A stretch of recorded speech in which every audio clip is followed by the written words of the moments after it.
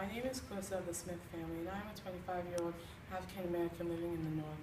I left from the South because of the brutal conditions with slavery. I left with my child in the stomach, and then when I moved because I couldn't stand to see her suffering and having to go through what I see all the other children on the plantations doing. So I moved here, and I hoped that it would be a better life, but it hasn't really been so good. Lately, there have been battles and troubles between the North and the South, and it's been the same thing it's been about for years now. Slavery or not, it sickens me to think that the South believe that owning someone as their property is part of their lifestyle, part of their culture. But really, I think it's terrible, and they're just too lazy to do all their work. Here, here in, here in the North, we have we have plans that we plan to use to defeat the South. This is called the Anaconda Plan, designed by Winfield Scott and supported by many. We hope to strangle the South's economy, and just like how the anaconda snake strangles its prey. With the Anaconda Plan, there are already 75,000 soldiers that are volunteers already for the Union Army. In this plan, one of the first steps is to block all ports that the South use to bring in people and food.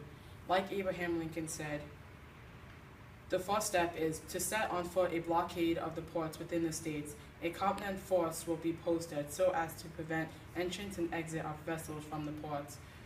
As we do that, we'll plan to stop the flow of the many people, and that will surely make the South fail. The next plan is to cut off and to take over the Mississippi River.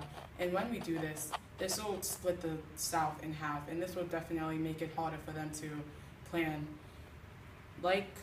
As Winfield Scott explained, the general issues water transportation by the Ohio and Mississippi in favor of long, tedious, and breakdown marches.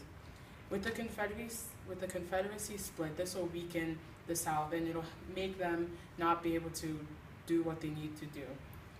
And then the last plan is to take over Richmond. This is the greatest and most important plan because Richmond is the Confederacy capital in Virginia. And with that taken over, then since they'll be weaker, it will be easier to get what the North needs. Like Winfield Scott explains, a march upon Richmond from Ohio is needed.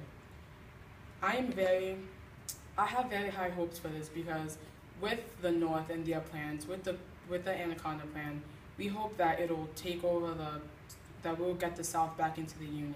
And I hope that with this, that people and African Americans will hopefully in the future get to have freedom, same rights as everyone else.